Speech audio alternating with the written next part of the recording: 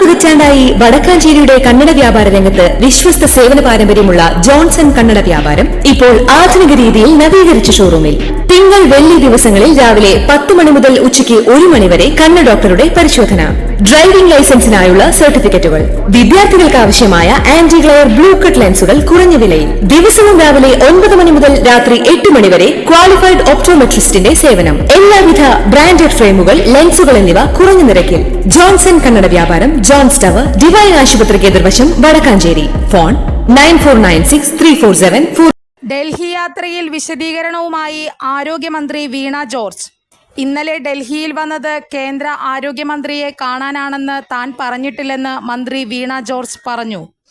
ഒരാഴ്ചയ്ക്കുള്ളിൽ കേന്ദ്രമന്ത്രിയെ കാണുമെന്നാണ് പറഞ്ഞതെന്നും മന്ത്രി വീണ ജോർജ് വ്യക്തമാക്കി.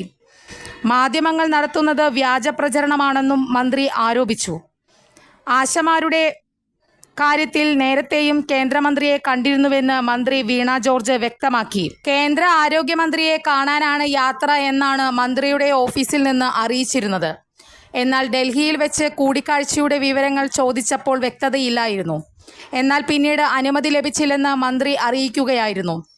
റെസിഡന്റ് കമ്മീഷണർ വഴി കത്ത് നൽകിയെങ്കിലും അനുമതി ലഭിച്ചില്ലെന്നായിരുന്നു വീണ ജോർജ് അറിയിച്ചത്.